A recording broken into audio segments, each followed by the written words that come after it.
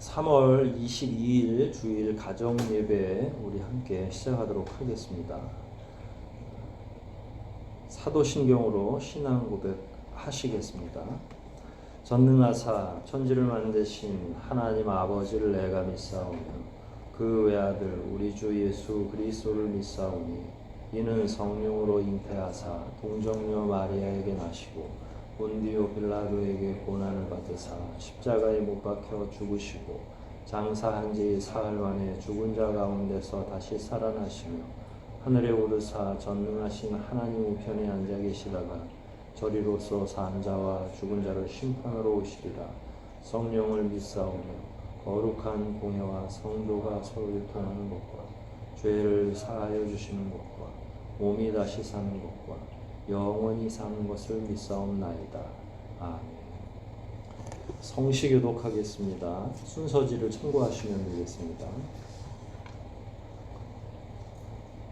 허물의 사함을 얻고 그 죄의 가리움을 받은 자는 복이 있도다. 마음에 간사가 없고 여호와께 정죄를 당치 않는 자는 복이 있도다. 내가 토설치 아니할 때에 종일 신음함으로 내 뼈가 쇠하였도다. 주의 손이 주야로 나를 누르시오니 내 진액이 화하여 여름 가물의 완화같이 되었나이다.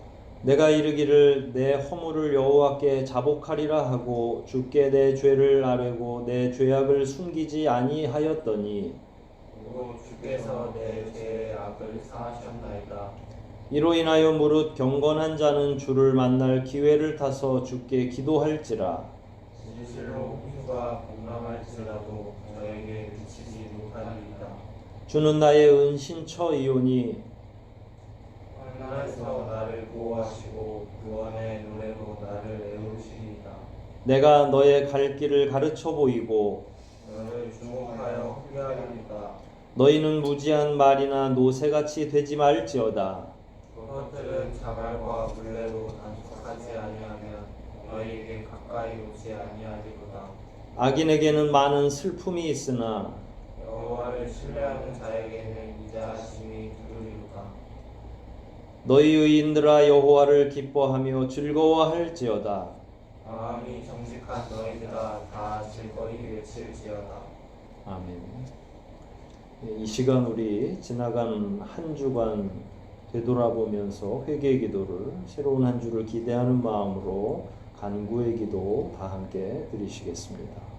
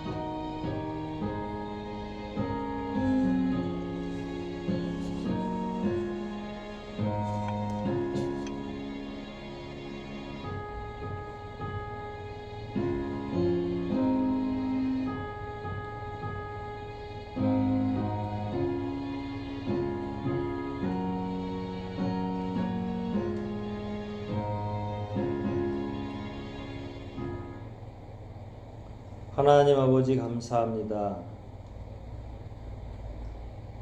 지나간 한 달 동안 저희들이 큰 혼란 가운데에서 공동체가 함께 모여 공예배를 드리지 못하고 각자의 처소에서 각자의 가정에서 개인적으로 예배할 수밖에 없었던 상황을 직면하며 여러 가지 마음이 혼란하고 고통스러운 가운데 있었으나 이제 저희들이 다시 힘을 얻어 주님 앞에 나오기를 소원하는 마음으로 간절히 기도하고 예배하오니 저희들의 연약한 심령을 바로 세워주시고 특별히 하루속히 이 모든 과정들이 다 지나가 하나님을 경배하고 모든 이들이 함께 찬양할 수 있도록 진리로 인도하여 주시옵소서. 오직 저희의 생사화복을 주장하시는 이는 하나님 한 분이시오니 이 위기의 시기를 잘 극복하게 도와주시고 오직 하나님께서 이끄시는 대로 더욱 선하게 살아갈 수 있도록 저희 각자의 삶을 주장하여 주시옵소서. 모든 것 주님께 의탁하오며 우리를 구속하신 예수 그리스도 이름 받들어 감사하며 기도하옵나이다. 아멘. 함께 찬송 부르시겠습니다. 찬송가 470장입니다. 470장 찬송하시겠습니다.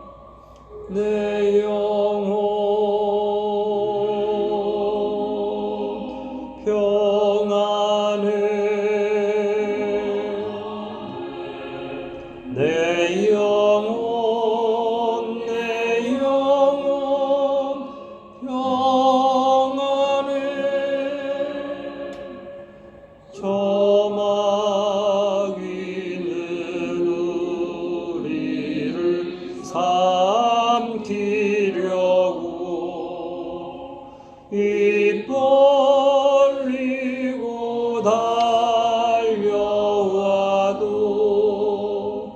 주 예수는 우리의 대장 되니 끝내 싸워서 이기겠네.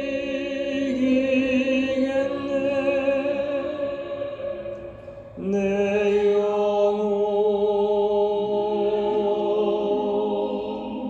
평안해.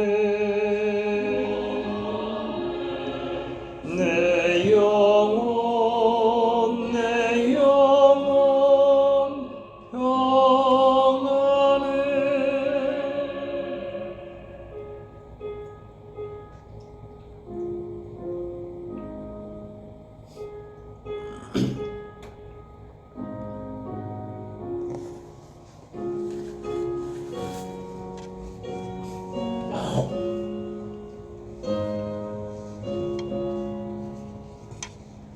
내 지은 죄 중빛 같더라도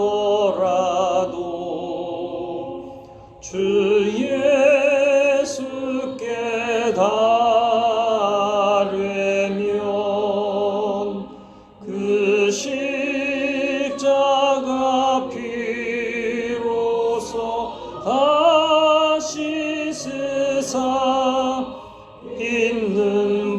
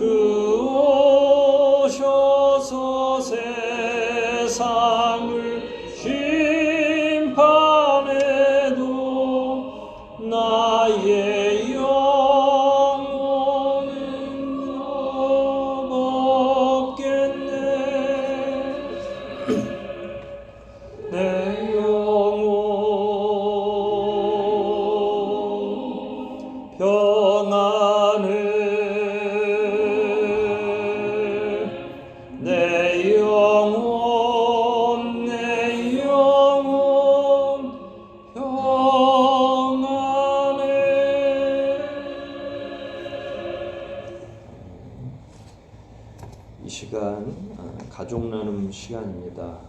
원래는 교회 소식 시간이고요. 각 가정에서는 가족 나눔을 하시면 되겠습니다. 영상을 잠깐 중단하시고 하셔도 되고요. 교회 소식이 특별한 거는 없습니다. 우리가 언제까지 예배를 중단하고 영상으로 혹은 다른 방식으로 이렇게 떨어져서 예배해야 되는지는 아무도 알 수 없습니다. 다만 제가 생각하기에는 적어도 학교들이 개강을 하고 입학을 하고 혹은 개학을 해야만 우리도 조금 마음 편하게 함께 모여 예배할 수 있지 않을까. 국가에서 혹은 이 지역 사회에서 교회가 함께 모여 예배하는 것에 대해서 혹은 학교가 개학을 해서 함께 교육을 받는 것을 지금 현재는 상당히 두려워하고 있는 상황입니다.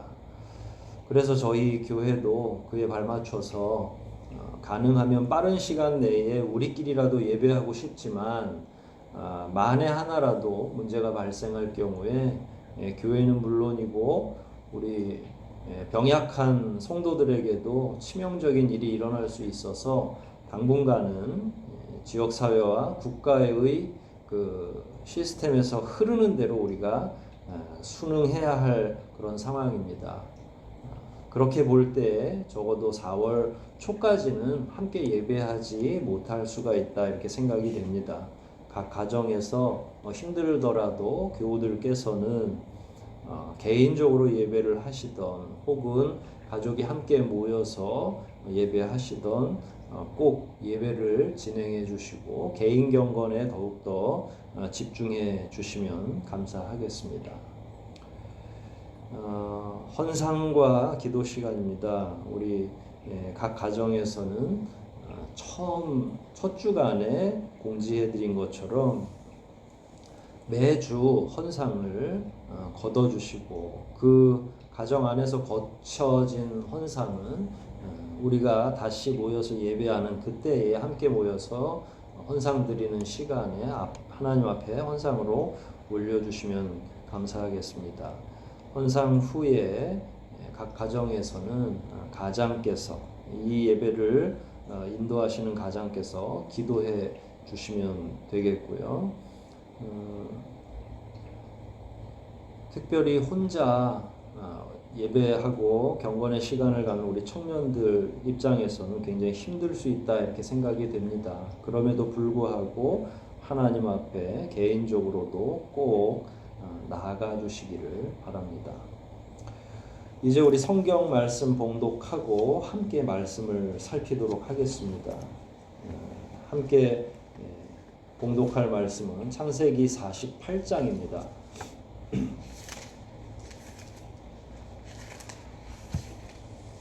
창세기 48장 1절부터 7절까지를 먼저 읽고 말씀을 함께 나누도록 하겠습니다.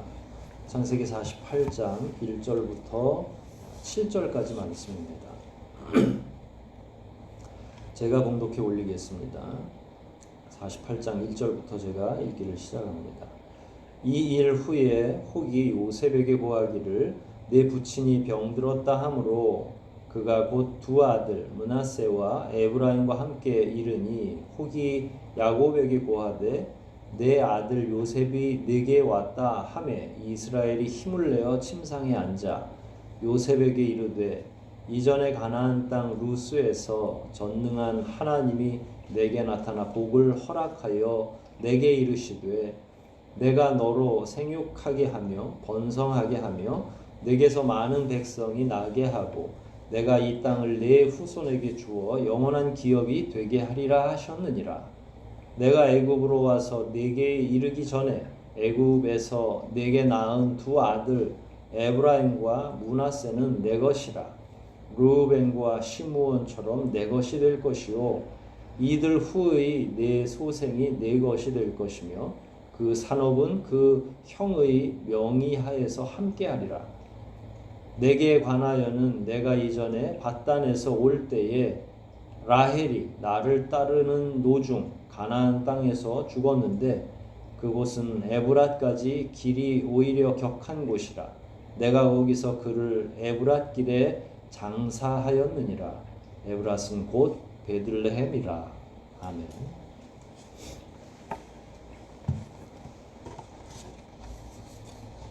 이미 배부되어 있는 설교문을 참고하시면서 또 성경책도 함께 보시면서 말씀을 함께 나누면 좋겠습니다.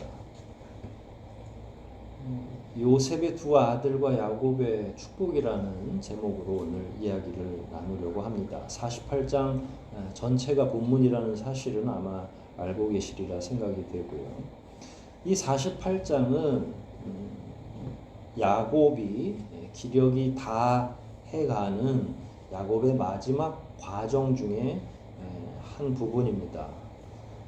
49장에서도 여전히 야곱이 12자녀들 12지파에 대한 축복 기도를 하기는 합니다만 그 이전에 먼저 요셉의 두 아들인 므낫세와 에브라임에게 축복의 기도를 하는 내용이 주를 이루고 있습니다.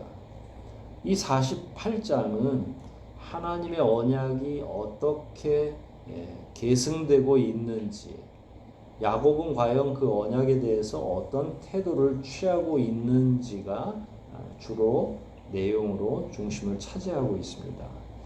실제로는 야곱의 축복 기도, 에브라임과 므낫세에 대한 축복 기도가 중심 내용으로 흐르고 있지만 그 이면에는 하나님의 언약과 그 성취 그리고 야곱이 그것을 어떻게 이해하고 있는지 그 내용들이 따로 흐르고 있기 때문에 실제로 읽으면서는 조금 이해하기 어려운 부분이 있어서 이 해설을 자세하게 여러분들이 듣고 묵상을 하셔야 되리라 생각이 듭니다. 우리가 그동안 공부해 왔듯이 야곱은 굉장히 파란 많은 인생을 보냈던 사람입니다. 어린 시절에는 자기의 아버지 혹은 형을 속여가면서까지 자기가 원하는 것을 취하려고 했던 사람입니다. 그러다가 형이 더 크게 분노하게 되니까 결국은 자기 집을 도망쳐서 후일 장인이 될 외삼촌인 라반의 집으로 바단 아람으로 도망을 치게 되죠. 거기에서 그는 그 이전에는 속였는지 모르겠지만 외삼촌이자 장인 라반에게 속게 되고 한동안 속다가 결국은 가정을 이루기 시작하면서 나중에는 그 모든 것들을 정리하고 이제 가나안 땅으로 돌아왔고, 가나안 땅으로 돌아오는 가운데 오늘 본문 가운데에서도 등장하지만 라헬이 베냐민을 낳으면서 죽게 됩니다. 그리고 이제 이주에서 한참 있다가 요셉을 잃는 것처럼 본문 전체 내용으로 보면 야곱은 자녀들이 속이는 것대로 깜빡 10수년 이상을 아들을 잃은 상태로 지내게 됩니다. 이런 과정 끝에 결국은 지금은 이집트 땅으로 이주를 해서 자기의 인생을 마감하는 가운데 있습니다. 야곱은 이제 서서히 하나님 나라로 가기 위해서 자기의 인생을 정리하고 있는 중입니다. 그러는 가운데 48장 1절을 보면 누군가가 요셉에게 말을 전달했는데 아버지 야곱이 병들어서 기력이 많이 쇠했다라는 내용입니다. 요셉은 그 이야기를 듣고 결국 자기의 두 아들을 데리고 야곱을 병문안하기에 이르죠. 2절을 보면 또 어떤 사람이 이번에는 야곱에게 이야기를 하는데 요셉이 두 아들, 두 손자를 데리고 자기에게 병문안을 왔다는 내용입니다.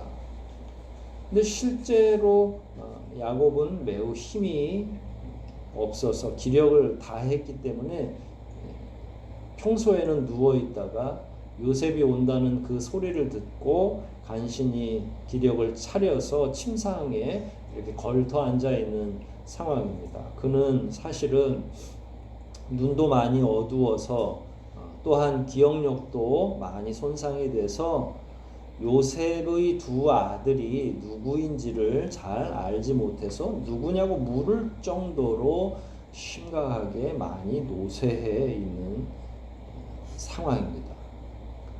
그럼에도 불구하고 그 아이들을 보면서 순간 자기가 어떻게 살아왔는지에 대한 기억이 생각이 나고 하나의 이야기를 시작합니다. 3절부터 4절 이렇게 내용을 쭉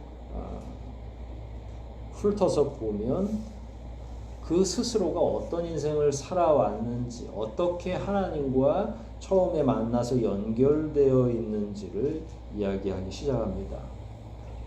앞부분에서 이야기했듯이 손자들이 누구인지도 잘 알아보지 못할 정도로 기력은 쇠해 있지만 야곱은 하나님이 자기를 처음 만나 주셨을 때의 그 기억을 지금도 생생하게 하고 있습니다.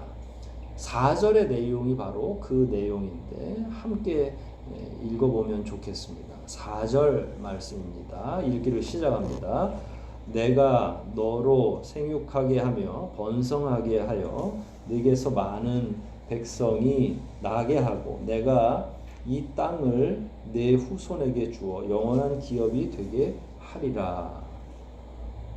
처음에 하나님께서 야곱을 찾아오셔서 이런 말씀을 해주신 거죠.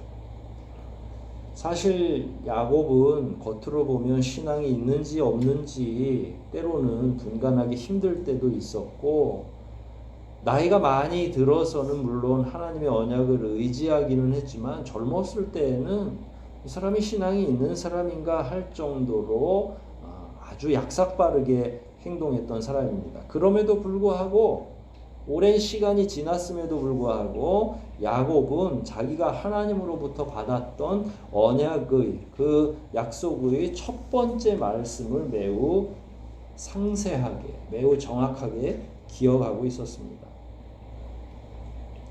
방금 읽었던 4절 말씀처럼 하나님이 야곱에게 큰 민족을 이루시겠다 하는 그 언약을 주신 겁니다. 요셉이 이 이야기를 정확하게 이해하고 있었는지는 모르겠습니다만은 사실 요셉도 하나님의 계시를 받은 사람이었습니다. 야곱과는 좀 다른 차원이지만 요셉도 하나님이 언약과 유사한 꿈을 주셨죠. 그 꿈 때문에 본인이 많은 어려움을 겪긴 했지만 그 꿈에서 시작된 요셉의 삶이 굉장히 다양한 방식으로 펼쳐지는 것을 우리는 익히 알고 있습니다. 형제들이 다 베어놓은 볕단이 요셉을 향해서 절을 하기도 하고 하늘에 떠있는 1월 성신이 요셉을 향해서 머리를 숙이는 것도 있었죠. 그런데 야곱이 받았던 언약과 요셉이 꾸었던 꿈 사이에는 사실은 많은 차이가 있습니다. 야곱이 받은 하나님의 언약은 이스라엘 민족을 염두에 둔 좀 더 큰 의미의 꿈이었다면 요셉이 받았던 계시, 꿈을 통한 계시는 개인적인 성취를 위한, 물론 그 개인만 잘 살게 하시려는 뜻은 아니었죠. 요셉이 형제들을 만나서 고백했던 것처럼 본인을 먼저 형제들에 앞서서 이집트 땅에 보내는 것이, 그래서 터를 미리 잡도록 한 것이 하나님의 뜻이다라고 이야기한 것처럼 이스라엘 민족을 위한 뜻이 아주 없었던 것은 아닙니다. 그럼에도 불구하고 요셉의 하나님으로부터 받은 그 계시는 결국은 이집트의 총리 대신이 되는 것으로 꿈이 성취되죠. 한계가 아주 명확하다는 이야기입니다. 그래서 지난번에도 제가 한번 말씀드렸지만 상당 부분 창세기 후반기는 요셉의 이야기가 흐르고 있지만 여전히 요셉이 주인공이라기보단 언약의 면에서는 아직 야곱이 주인공인 상황입니다. 사람들이 잘 이해할 수 없는 부분이죠. 요셉의 이야기가 등장하지만 그건 요셉의 개인의 일대기를 이야기하는 것이고, 여전히 야곱을 통한 하나님의 언약의 성취는 그 이면에 흐르고 있고, 그래서 아직 야곱이 죽지 아니한 이 상황까지도 실은 야곱의 이야기의 연장, 야곱과 하나님 사이의 언약의 연장선에서 이해해야 된다고 생각을 하는 바입니다. 이스라엘에서는 한 사람이 완전히 죽기 전까지는 아들들이, 그 자녀들이 자기의 시대라고 단언하지 못합니다. 비로소 아버지가 하나님 곁으로 갔을 때에 그 다음 세대가 시작되는 것으로 이해하게 되는 거죠. 마찬가지로 창세기의 지금 후반기도 요셉의 이야기가 흐르고는 있습니다만은 여전히 하나님은 야곱을 통해 그 언약을 실현시키실 준비를 하고 있는 겁니다. 이제 야곱이 요셉의 아들들에게 축복하는, 축복 기도를 하는 이 과정에서 지금까지 말씀드렸던 요셉을 통한 약속의 성취, 언약이 어떻게 전달되고 있는지가 생생하게 연결되는 과정 중에 있습니다. 야곱이 요셉의 두 아들인 에브라임과 므낫세에게 축복 기도를 하는 게 하나님의 계시에 따른 것인지 아니면 표면적으로 드러나 있긴 합니다만, 야곱이 무엇인가 마음속에 걸리는 것이 있어서 요셉의 두 아들에게 기도를 해주는 것인지는 모릅니다만은, 훗날 이 두 자녀를 축복 기도한 그 결과가 마지막에는 이스라엘의 12지파로 나타나게 되는데, 그런 의미에서 본다면 야곱이 당장은 이해도 되지 않고 왜 이렇게 축복 기도를 해야 되는지는 우리가 잘 알 수 없지만, 먼 훗날 하나님의 언약의 성취적인 측면에서 본다면 이건 명확하게 하나님이 의도하신 것이라고 이해할 수가 있습니다. 야곱이 요셉의 두 자녀를 처음에는 알아보지도 못할 정도였다고 말씀을 드렸습니다. 그럼에도 불구하고 이제 축복 기도를 할 즈음이 됐는데, 축복 기도를 하기 전에 야곱은 요셉에게 특별한 부탁을 합니다. 그 특별한 부탁은 다른 것이 아닙니다. 5절과 6절 가운데 포함되어 있는데, 내용을 요약하자면 우리 성경은 조금 이해하기가 어려운데, 5절 내용은 에브라임과 므낫세는 내 것이라 라고 이야기한 이 내용은 두 손자를 야곱이 자기의 양자로 삼겠다는 이야기입니다. 이해하기가 어렵죠. 그러나 사실 야곱은 이제 얼마나 살지를 모르기 때문에 형식적인 면에서의 양자를 의미하는 거죠. 그렇게 하는 까닭은 6절까지 연장이 되는데, 이 두 양자가 된 손자들이 결국은 요셉의 형들과 대등한 유산을 받게 될 것이다 라는 게 야곱의 요약된 속내입니다. 사실 눈에 드러나는 유익으로 보면 유산을 상속하는 거죠. 하지만 우리도 익히 알고 있듯이 야곱이 부자일까요? 아니면 요셉이 부자일까요? 한 나라의 총리 대신인 요셉이 자신의 형제들 12명하고 유산을 나눠 가져야 될 정도로 궁핍하진 않죠. 아버지의 유산을 받지 않아도 됩니다. 분깃이 없어도 된다는 겁니다. 크게 도움이 안 될 수도 있죠. 지금 권세도 가장 막강하고 재물도 많은데, 자기의 두 아들인 에브라임과 므낫세에게 아버지가 얼마나 많은 유산을 물려주실지는 모르지만, 그렇다고 해서 그게 큰 도움이 될까, 이런 의구심이 생깁니다. 그럴 때 여기에서 축복 기도를 하고 양자로 의미상으로라도 삼겠다고 하는 그 내용은 단순히 유산이 아니다, 눈에 보이는 유산은 아닐 것이다, 그럼 영적으로 본다면 이건 어떤 결과가 나타날 것이냐? 지금은 하나도 드러나 있지 않습니다. 표면적으로는 나중에 에브라임과 므낫세가 어떻게 될지 아무도 모르는 일이죠. 그냥 겉으로 드러나는 건 요셉의 형제들과 동일하게 두 아들이, 촌수가 좀 이상해지겠죠. 그러면 이제 두 아들하고 아버지하고는 사실 촌수가 형제 촌수가 돼버리는 건데, 이해할 수 없는 거죠, 표면적으로는. 그럼에도 불구하고 훗날 우리가 알고 있듯이 므낫세와 에브라임은 이스라엘의 12지파 가운데 포함되게 되죠. 물론 요셉 지파는 없습니다만. 이런 면들이 사실 성경에 깊이 흐르고 있는 내용입니다. 겉으로는 드러나지 않지만 하나님은 그 이면에서 그 밑에서 보이지 않게 역사하시는 것이죠. 그걸 이제 야곱이 수행하는 건데, 야곱도 하나님의 먼 훗날 어떻게 이루실지에 대한 의도를 잘 알지 못하는 상황이 있을 것이고, 요셉이나 혹은 축복 기도를 받아야 될 두 손자들도 정확하게 이해하지 못했을 겁니다. 그럼에도 불구하고 아버지가, 할아버지가 축복 기도를 하겠다고 하니 이걸 거절할 이유는 딱히 없을 수 있죠. 여기에 덧붙여서 야곱은 7절에서 라헬과 관련된 이야기를 합니다. 바단 아람에서부터 돌아오는 과정에서 라헬이 이제 가나안 땅 근처에서 결국 사망하게 되는 거죠. 이제 정착기 중에서 사망하게 되는데, 베냐민을 낳는 중에 사망을 하게 됩니다. 우리가 우리의 기억력을 거슬러 보면 야곱이 가장 사랑한 부인이 바로 라헬이라는 사실을 알게 될 겁니다. 근데 왜 갑자기 죽어가는 순간에 라헬을 이야기하면서 두 손자를 입양하기를 원한다고 얘기했을까요? 사실은 라헬은 살아있을 동안에 소생이 많지 않았습니다.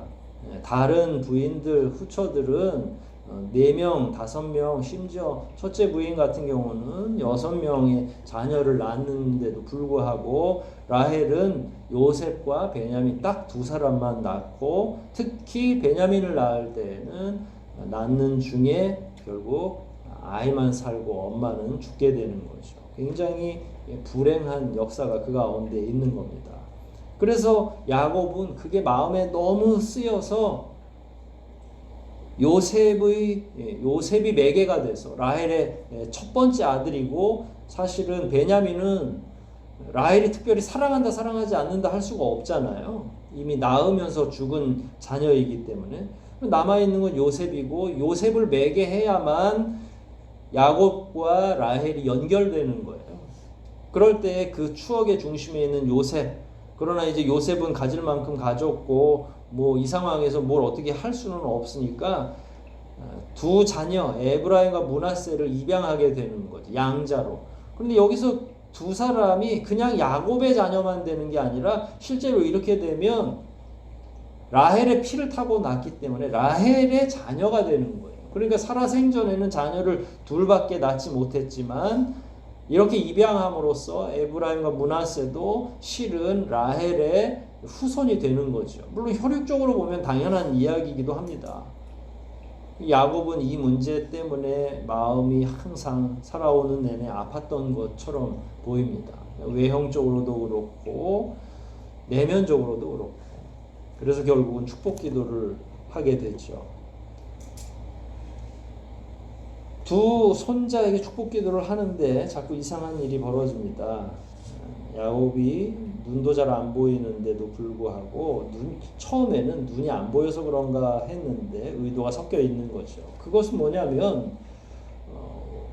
원래 손을 얹어서 축복 기도를 할 때에 오른손이 더 권능이 있다 이렇게 믿어지기 때문에 오른손에 장자를 놓는 것이 상식입니다.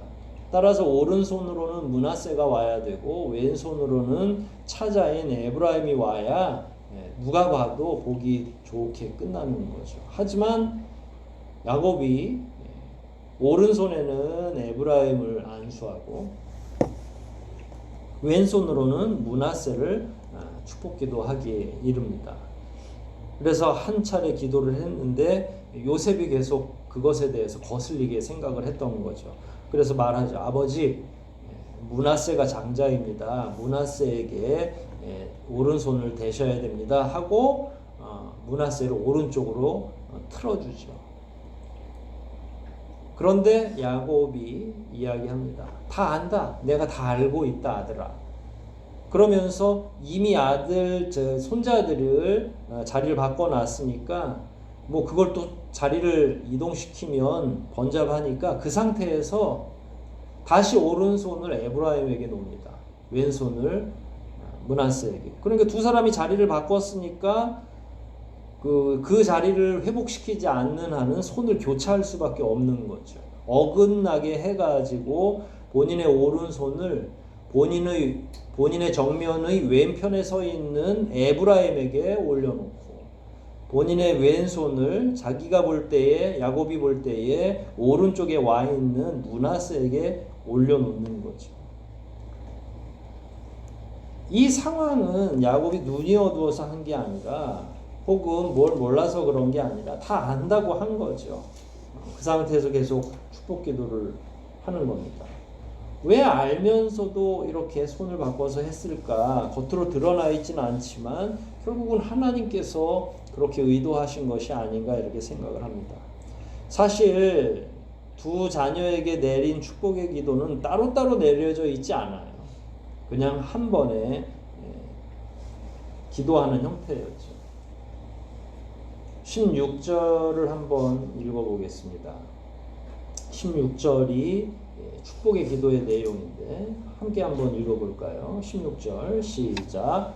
나를 모든 환난에서 건지신 사자께서 이 아이에게 복을 주시오며 이들로 내 이름과 내 조부 아브라함과 아버지 이삭의 이름으로 칭하게 하시오며 이들로 세상에서 번식되게 하시기를 원하나이다. 그리고 나서 이제 17절에서 손을 교차하라고 합니다만 그 이후에도 20절인데요. 그날에 그들에게 축복하여 가로되 이스라엘 족속이 너로 축복하기를 하나님이 너로 에브라임 같고 므낫세 같게 하시리라 하리라 하여 이렇게 이야기가 진행되고 있죠. 사실은 에브라임이라고 해서 더 많은 기도를 받았고 므낫세라고 해서 덜 받은 건 아니죠. 오직 그 장자와 차자를 어긋나게 해서 손만 차자와 장자가 뒤바뀌는 상황이 있는 거죠. 이 언약의 기도, 약속의 기도 가운데 사실 요셉은 아까 언급한 것처럼 개인적인 기도의 성취, 이렇게 꿈의 성취 이렇게 이해할 수 있지만 요셉 이후에 에브라임과 므낫세는 다시 야곱의 그 언약의 성취 안으로 들어오게 됩니다. 본인이 받았던 우리가 함께 읽었던 4절 말씀의 내용이 실제로는 16절로 연장되는 거고 더 나아가서 이 두 아들은 20절 말씀에 이제 세 번역에는 더 명확하게 나와 있는데요. 우리 지금 읽고 있는 개역 성경으로는 드러나지 않아요. 이 20절을 세 번역으로 읽으면 이런 내용입니다. 유대인들이 나중에 축복하면서 서로에게 이렇게 표현하라고 했어요. 에브라임과 같고 므낫세와 같게 하시길 빈다.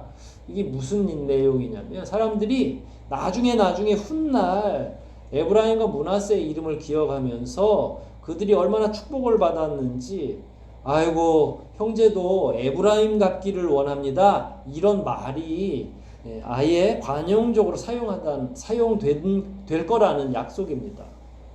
우리말에 한가위를 빗대서 이런 말이 있죠. 더도 말고 덜도 말고 한가위만 같아라. 뭐 이런 내용이 있는데 유추하자면 그런 내용입니다. 에브라임과 므낫세가 유대인 가운데 가장 큰 은혜와 복을 받은 사람들로 평가되도록 인사말에 유대인들이 나중에 훗날에 인사말을 쓸 때 아이고 에브라임처럼 복 받으세요. 므낫세처럼 살아가세요. 이렇게 권하고 축복을 한다는 내용이에요. 그러니까 굉장히 구체적이고 그 내용이 언약에 기반하고 있다는 사실이죠. 사실 양자로 달라고 했을 때만 해도 이런 내용이 있는지는 알지 못했고 또 야곱이 아무리 축복기도를 이렇게 한다 하더라도 뭐 요셉 입장에서는 그냥 마음이 그냥 그저 그랬을지도 모르겠습니다. 돈이 부족한 사람도 아니고 이런 거 저런 거 생각해 봤을 때. 그러나 먼 훗날 지금 기도한 내용이 이루어졌을 때는 참으로 어마어마한 이야기가 될 것입니다. 이런 축복 기도의 이면에는 어떤 내용이 포함되어 있냐면 결국은 인간이 받는 복이나 은혜는 사람에 의해서 혹은 서열에 의해서 주어지는 것이 아니다. 이스라엘은 특히 장자 중심이었고 남성 중심의 사회였으나 하나님께서는 장자라고 해서 무조건 축복해 주시고 사랑해 주시는 것은 아니다. 우리는 다윗의 예에서도 명확하게 볼 수 있고 뭐 이 기도를 올렸던 야곱도 장자가 아니라 차자였고 그렇게 큰 은혜와 복을 받았던 요셉 역시도 장자가 아니라 당시에는 말제 아들 가운데 하나였죠. 베냐민이 태어나기 직전까지는.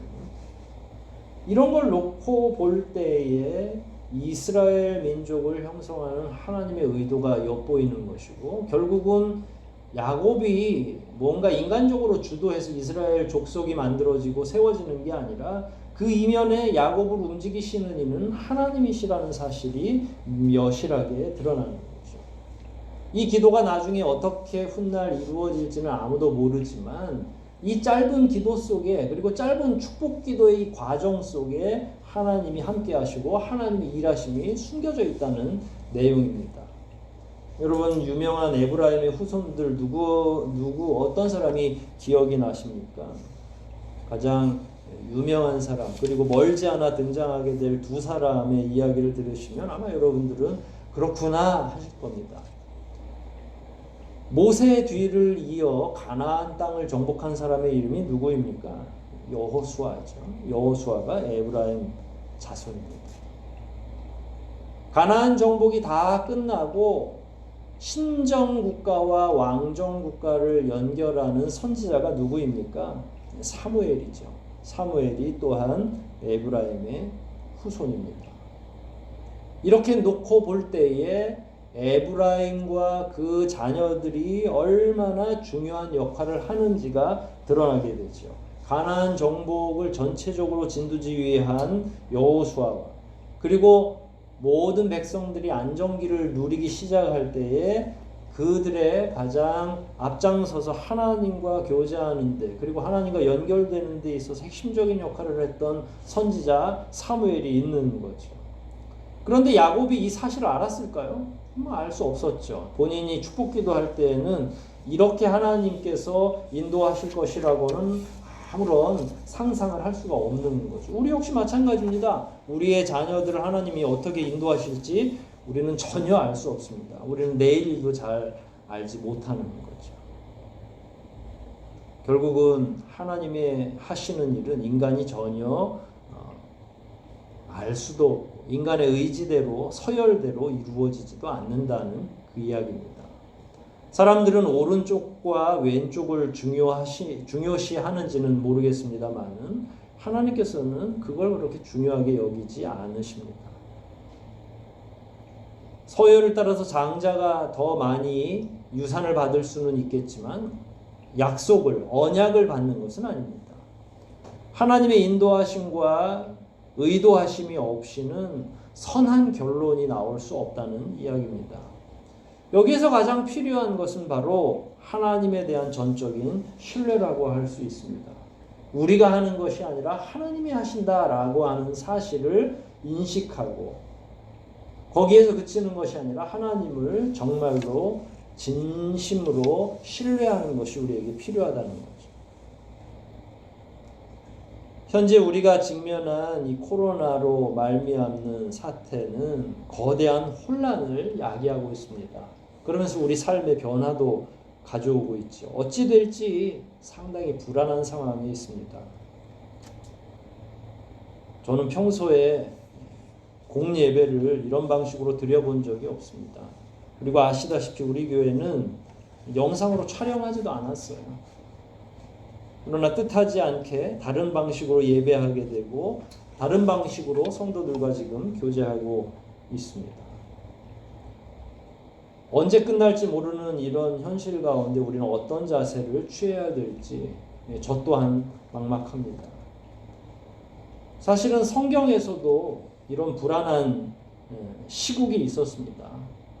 그러면 이런 불안한 시국에서 성경에서는 어떻게 문제를 해결했을까요?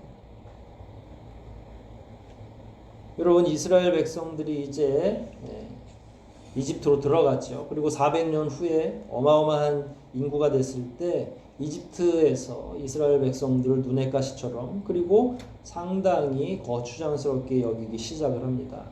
하나님께서 이제 때가 돼서 이스라엘 백성들을 이집트로부터 출애굽시켜야 될 준비를 하고 계셨죠. 그때 이제 마지막으로 하나님께서 10가지의 재앙을 이집트에 내립니다. 근데 그때에 이집트는 완전하게 초토화되지만 오직 어린 양의 그 피를 믿으면서 하나님을 전적으로 신뢰한 유대인들은 머리카락 하나 상하지 않고 전부 다 어린아이까지도 출애굽을 하게 됩니다. 놀라운 일이죠. 주변에 있는 많은 사람들이 다 죽어나가고 이집트에는 마지막 10번째 재앙이 닥쳤을 때 곡을 안 하는 집이 없을 정도로 모든 국가가 초토화되고 있는 과정입니다. 그럼에도 불구하고 하나님을 신뢰하고 어린 양의 그 보혈을 문설주에 바른 유대인들은 하나도 손상받지 않고 출애굽을 할 수 있었다는 사실입니다. 아무리 불안한 시국이라 하더라도 하나님을 신뢰할 때에 솟아날 구멍이 있는 거죠. 우리가 잘 알고 있는 다니엘은 어땠습니까? 왕명을 어기고 결국은 하나님께 기도한 끝에 다니엘은 감옥에 갇히고 죽음을 직면하게 되죠. 그러나 하나님께서는 아주 정확하게 다니엘을 구원하십니다. 죽기를 각오하고 하나님만 신뢰할 때에 살아나고 벗어날 수 있는 길이 열리게 되는 겁니다. 에스더의 신앙적인 지조를 잘 알고 있지 않습니까? 에스더는 죽으면 죽으리라 하는 심정으로 왕 앞에 나아가서 유대인들의 무고를 이야기합니다. 금식하고 최선을 다해 하나님을 신뢰한 결과 유대인들이 다시 높은 지위를 차지할 수 있게 되고 그의 외삼촌인 모르드게가 굉장히 높은 지위를 얻어서 함께 통치하게 되는 결과를 맞이하게 됩니다. 위기 가운데 전화위복이 되는 거죠.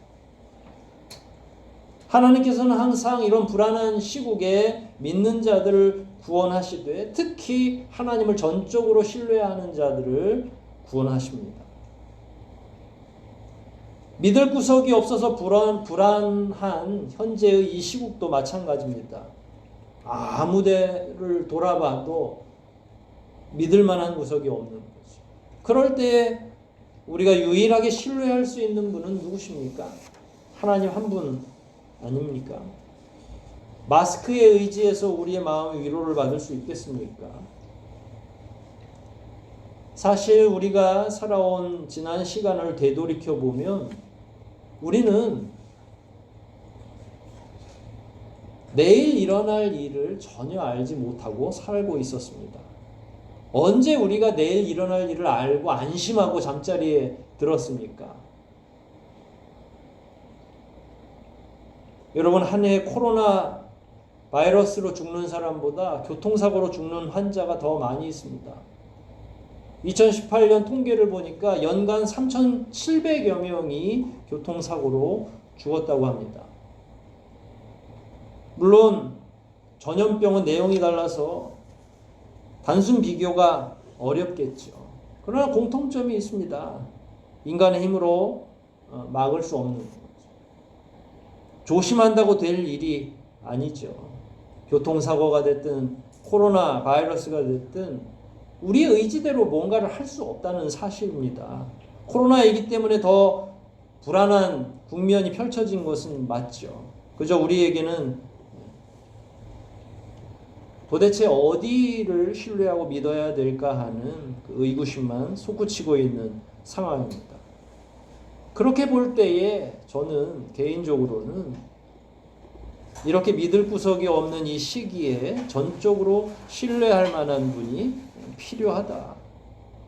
여기에서 우리의 신앙이 드러날 것이고, 믿음이 없으면 여전히 불안한 시기를 살아갈 수밖에 없다는 이야기입니다. 신앙이 있는 자들은 청결하고 조심하되 하나님을 의지하고 더욱 담대히 신앙을 굳세게 해 나가야 될 그런 시기입니다. 마치 죽음의 시간이 다가오는 이 즈음에도 야곱은 여전히 언약에 의지해 자기의 마지막 남겨진 힘을 다 축복 기도하는데 사용한 것처럼 우리의 유일한 믿을 구석인 하나님을 끝까지 신뢰하면서 믿음으로 현실 안에서 우리 모두도 굳세게 승리할 수 있어야만 됩니다. 모쪼록 말씀들을 의지하시면서 각 가정에서 더욱더 개인의 믿음과 가정의 예배가 회복되는 전화 위복의 시기를 가지시기를 주의 이름으로 축원드립니다. 우리 함께 기도 올리시겠습니다.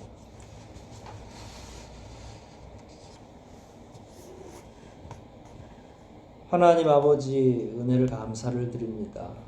비록 코로나 바이러스 때문에 모든 교우들이 또 우리 교회뿐만 아니라 온 세상이 불안하고 두려운 상황이라 할지라도 끝내 믿음을 가지고 하나님을 의지하는 자들을 더욱 성실하게 신실하게 지켜주시는 아버지가 우리를 구원해 주실 것이라는 그 믿음을 저희들이 더욱더 확신하게 됩니다.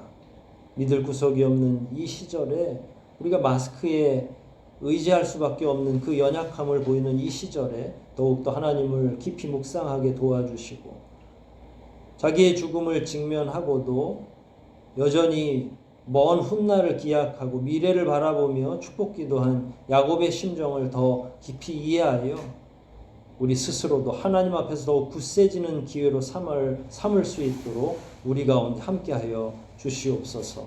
각 가정에서 예배하는 우리 모든 교우들을 지켜주시고 다시 만나 함께 예배할 그 날까지 우리 모두를 더욱더 굳세게 하여 주시며 그 믿음이 하나도 손상되지 않도록 역사하여 주시옵소서.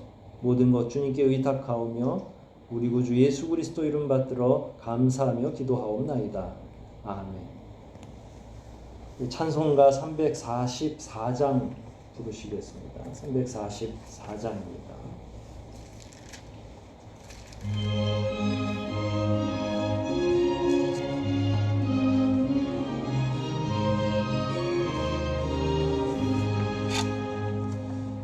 이 눈에 아무 증거 아니 배여도 믿음만을 가지고 선을 걸으며 이 귀에 아무 소리 아니 들려도 하나님의 약속 위에 서리라.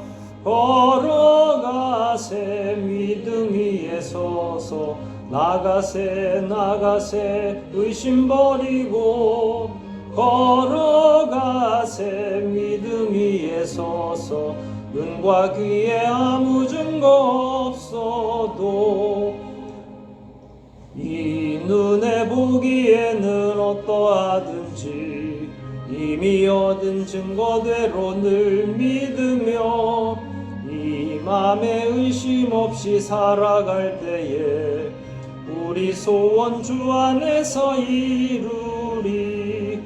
걸어가세 믿음 위에 서서 나가세 의심 버리고 걸어가세 믿음 위에 서서 눈과 귀에 아무 증거 없어도 신의 거룩함을 주 하나님 아버지는 참 미쁘다. 그 귀한 모든 약속 믿는 자에게 능치 못할 무슨 일이 있을까. 걸어가세 믿음 위에 서서 나가세 나가세 의심 버리고 걸어가세 믿음 위에 서서 눈과 귀에 아무 증거 없어도. 기도하시겠습니다.